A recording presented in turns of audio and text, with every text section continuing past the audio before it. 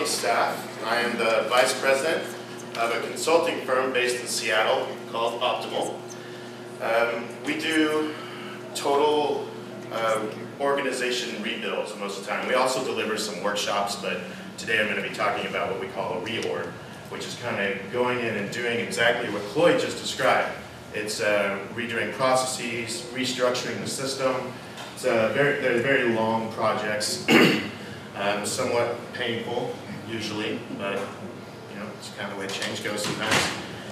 So I want to start off by thanking Boyd for splitting his time with me. I appreciate that. It's I know that it kind of makes you have to talk real fast and put just very few points in what you're trying to say when I know you can talk, you know, or at least now on what you were discussing. And I want to thank Dr. Keith Massel as well, sitting right there. He's the CEO of the company that I'll be presenting on. So I'm going to be presenting a case study of someone we've been working with. Called the company's name is Vista. We've been working with them for almost 3 years now. And Keith was kind enough to let me share a lot of kind of confidential data with you folks. So that was really nice of him. I'll be kind, I promise. So, I also wanted to say that the way I like to do this is a little different than what I've seen other presenters doing. If you have questions, I'd rather you stop me while I'm going, as opposed to waiting to the end. Because we're going to go through multiple points, and I'm afraid that I'll just forget the answer if you don't ask me right away. That's the honest truth. And I don't mind if we don't get all the way to the end. I don't plan on getting to the end of this presentation, because there's no way I can present what we did in 3 years in 30 minutes. It's just not possible. So I've already come to grips with the fact that I don't get to show you everything. So just stop me if you have a question. So let me give you some background on this organization. Like I said, the name is Vista. They are a fast-growing organization. They're based in California. They work with kids and families with autism. They deliver in-home services, the kind of traditional in-home services you deliver to kids with autism. We met Dr. Massel at ABBA 3 years ago. It was in Chicago. Yeah, ABA in Chicago, and we were delivering a workshop on how to run and manage a human service private practice. And afterwards, he came up to us and he said, here are some things going on in my organization. These are the presenting problems. So we sat down and we talked about what they were faced with and what are some of the obstacles they want to get over. And also, he was talking a lot about how he wanted to grow his organization. So, not sure exactly how to solve those problems and then to get where he wanted to go, he was saying, you know, he was asking if we could help. We can. That's the answer. So just to give you an idea of how Vista was structured when we came in, I want to put this up there, don't spend a lot of time on it, but this is mostly what I want you to focus on. Is this is their operations department. And I want you to focus on that just because they have specific names for the clinicians in their organizations so that we all know who I'm talking about as I give examples. Their program managers they oversee large caseloads, and their case managers have fewer cases and they're in charge of making sure that progress is made, and they also kind of train and manage the direct care staff, which is they call behavior interventionists. So, yeah. So the program managers, president, all clinicians, or do they come from different backgrounds? Dr. Massel is a licensed psychologist, in this case. All these guys, all the operations folks are definitely clinical people, usually have degrees in behavior analysis or psychology with an emphasis on that, BCBAs, most of them. The program managers and the case managers. These folks are less likely to have BCBAs or BCAAs. Good question. Over here, these folks, not necessarily. Basic administration folks or business analysts, HR. So, this is how we start. We start with an assessment. With every client that we do a reorg with, we go in and we do a full body scan, so to speak, of their organization. And it takes a while, and we get a lot of data, but the idea is we need to know as fast as possible, I need to find out every single thing about how your organization operates. So we go on location, we do face-to-face interviews with people from all levels of the organization. We do direct observations, so we follow people around to work, which is uncomfortable for them at first. And we interview all those folks, and then we collect as much data as they already have. So if they're collecting macro level data and they allow us to see it, then we take that, any customer service data, and we also look at their clinical data. And then what we do is we take all that data and we filter it through multiple different analysis tools, which I'm going to show you. I'm going to kind of open up my toolbox in a minute and go through each one of those. But the idea is what we're trying to find out is how are external and internal factors control or affecting the company's vitality. So all the things outside the organization, so to speak, how do they affect how well the organization runs? And then of course the internal structure, all the internal processes and the management and all the training and everything they do internally, how is that affecting those symptoms that I talked about earlier, the presenting problems, and how is it helping them to either reach their business goals or not reach their business goals in some cases. We do a lot of process analyses. What else? And so just to know our language, what we're looking for is what we call undermining or supporting performance influences. Undermining performance influences are obviously those internal, external factors that are hindering your ability to grow or meet your business goals, and then the supporting ones are obviously helping. So, one of the tools that we use is called the performance driver system. This is, we use this tool to kind of structure what we're going to look at. So, we're going into the organization, we're kind of looking under the hood there, and we need to know what all different areas we need to have interview questions regarding, and what we need to look at, where we need to collect data. This basically shows us all the different areas of the organization that we need to look in and learn about. This diagram was created by Dr. Hayden, actually. So what I do is we take that and so I put it in this table. This is how we display the data once we've collected it. Across the top you see those same orbs that were up there. And then we go into each of the major departments and across all the different functions within the department. And what we're looking for is, what are the undermining and supporting influences in that department at each of those levels in each of these areas. That's how we organize the data. So it's a lot of data, and the idea is we're trying to organize it so we can see where the majority of the problems are and where the majority of the supporting influences are. Because once we start getting into intervention, we need to address the undermining performance influences, but we need to enhance and build up the supportive ones, obviously, right? So what this allows us to do is to see where the majority of those issues are at, and then as we're designing intervention, our goal is always, where do you intervene first, right? You want to intervene where you'll get the most leverage. So you want to, your first interventions, you want to make sure you pick ones that are going to have the biggest impact, right? So from a systemic standpoint, that's what this analysis really helps us do with this data organization. It shows us where the majority of the issues are, and then we can start there. Or if there's a particular issue that's affecting every department at every level, then we know that's the first thing to address. So here's some supporting influences that we found at that same level. I'm going to flip through these because there's a lot of them. Just don't have a lot of time. This is the administrative department, undermining performance influences. And I highlighted the ones that actually we found to be the most persistent across the organization in this case. Not all of them, because it would take a long time to go through all of this. Some things we found in the administrative department that are going very well was at the time they had a couple people dedicated to scheduling. So by schedule, I mean all of their behavior interventionists and their case managers go out into the field. They do that work in the home.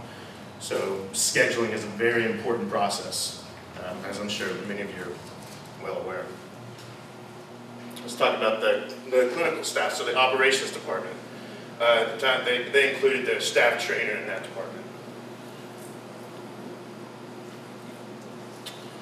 So you can see, I highlighted this one, I just want to talk about it real quickly.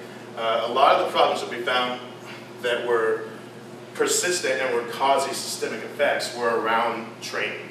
There was unclear expectations about training, there was there were not very good feedback loops for the trainer to find out, well, I did this training with this new behavior interventionist that came in. I have no idea if they're any good at their job, though. I never saw them again, right?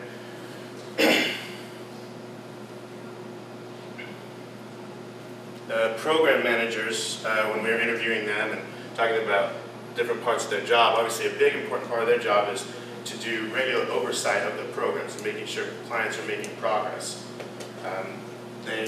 The problem was they don't have, what Cloyd was referring to earlier was objective outcome measures that are standardized. Even within the organization, I mean, they're not going to have them standardized across the industry anytime soon, but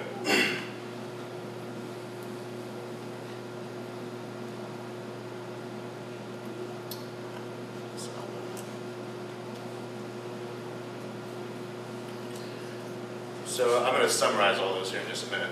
So what we do then is we take all that data and we put it through different analyses tools. So what we need to do is we need to see this organization from multiple vantage points, from a very objective, wide view to very in-depth into the processes. So I use this tool, Roman Glacier Super Systems Map, to see, the idea is here you want to see how the organization, which is right here in the middle, how it's affected by its external influences, general environmental influence, which in this industry is a very large contributing factor, especially in the state of California.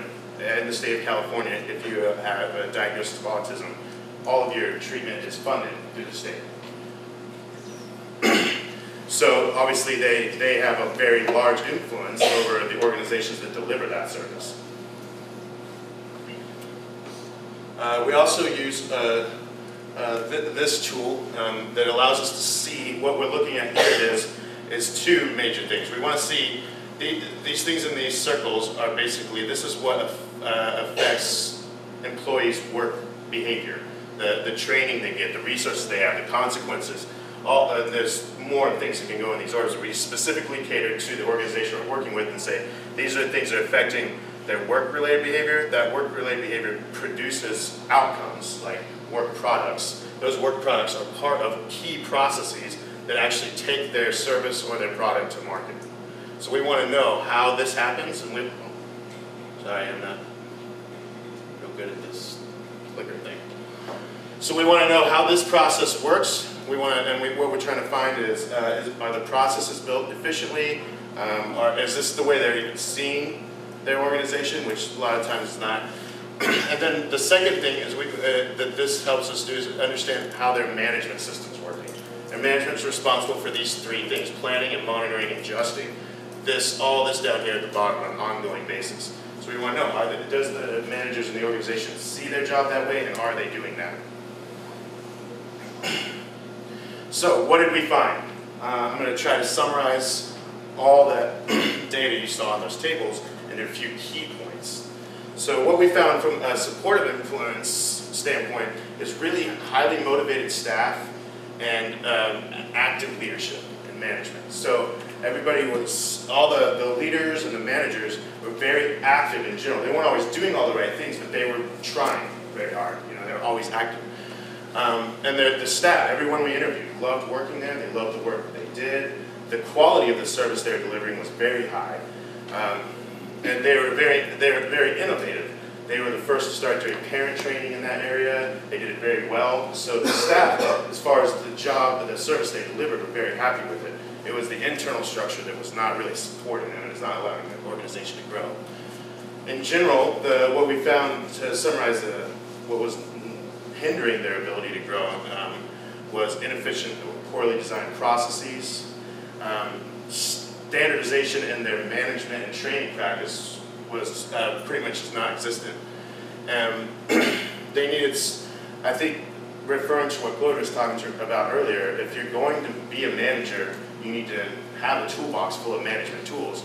Most managers didn't have it. They never learned those management tools. So they were kind of managing to the best of their ability and kind of shooting from the hip. And they would get it right sometimes not, kind of by chance mostly.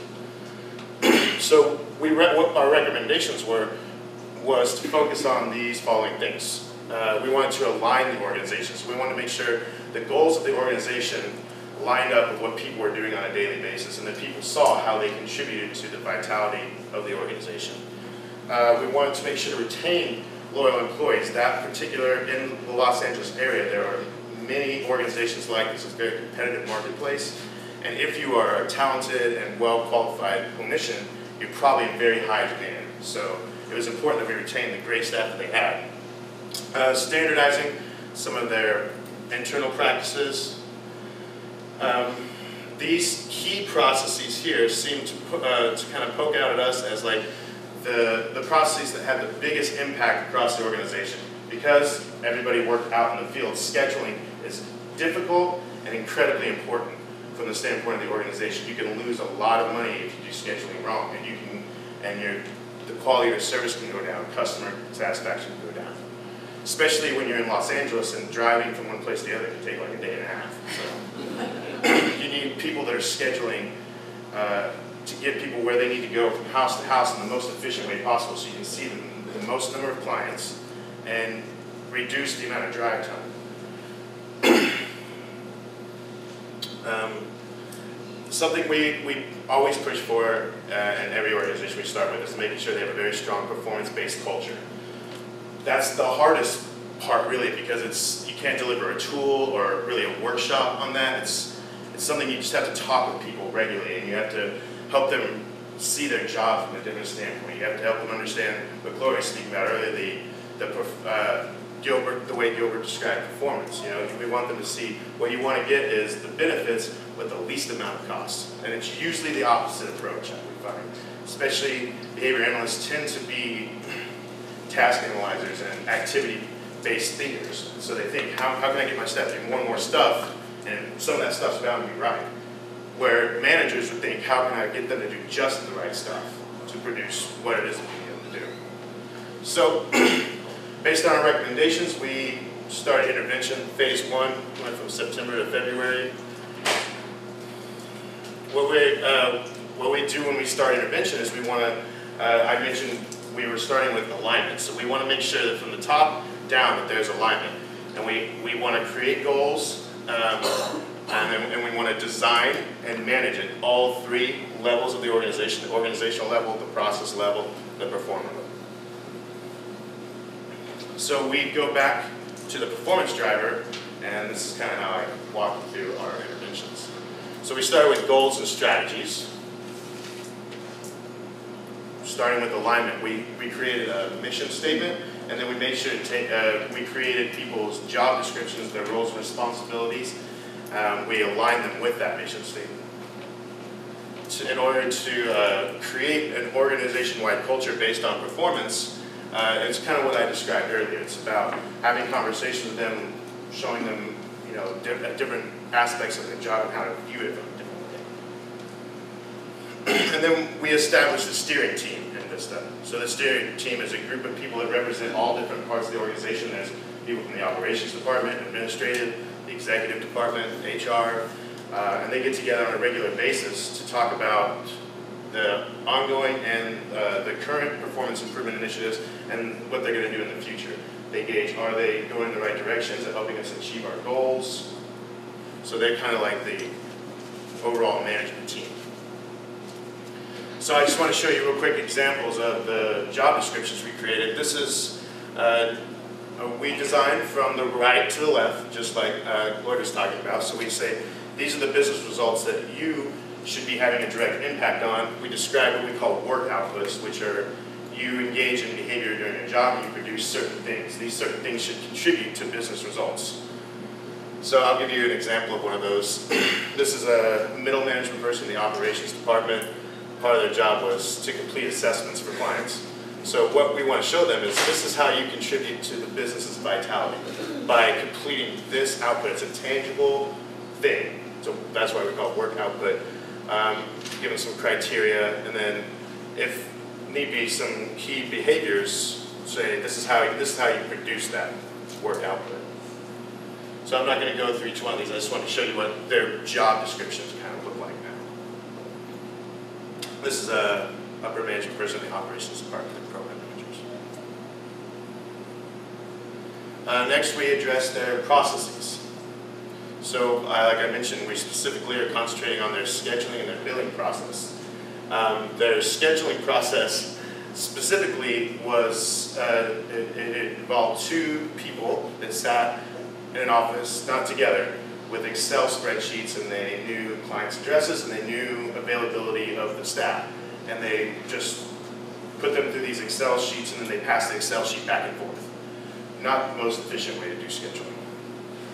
So what we did was we redesigned that process in general. So when a new client comes in, how do you get their availability, how you match it up with your employees, and then we introduced what's called a practice management software that helps facilitate that. So all that information goes into an online software that now holds everyone's schedules, and it holds all the contracts for the clients, so they know how many hours per month you have, that sort of thing. Am I at 0 yet? Yes. I figured. So real quick, I'll just tell you what we did was, from a management standpoint, was redo the way they assign cases. So before, program managers got cases and they had their clinical team, and it was kind of just like on availability. Now they have service areas in the Los Angeles area. You work in this regional area. We broke it off geographically. So now you're a specialist in your area. That you know the clients there, you know the funding sources there, you have your clinical team. When a new client comes through that funding source, it's yours. Alright, so these are the outcomes, and this is probably the part you really want to see, and now I'm out of time, but I'm going to go real quick. So, based on all that, what happened after phase 1, we saw dramatic decrease in the cost of the scheduling process. So, the red and the blue constitute an 18% decrease as compared to this, but the red is the newly designed scheduling process, which is a 75% decrease in that cost. Huge savings. Work more efficiently and more effectively, and cost quite a bit less. Contract fulfillment, so when you have a contract that's worth, say, 100 hours a month, before they were fulfilling about 48% was left behind, not billed for, so, which is a lot. Now, after all that, we got to cut that in half. Now, only 24% of those contracts are left on the table. From a clinical standpoint, there should be some left on the table. You don't always need all those hours, but half of them was a bit more desirable. We decreased the turnover quite a bit. So specifically in the upper management, with this is obviously the most extensive turnover. Right. And then I'll just give you some this was after intervention that revenues went up about 22%. Are you guys going to publish this? Yes, I want to. OBM? Yeah, well, I would like to take, well, everybody's advice here. I publish in OBM, but I'd like to publish it in other magazines too. Last one is we wanted to track their gross profits. So obviously, we decreased the overhead cost by a considerable amount. Your profits go back. So that's phase 1. That took about 6 months. Out of 3 years, I literally have like 40 more slides. If you're interested, you're welcome to see them. But thank you for your time.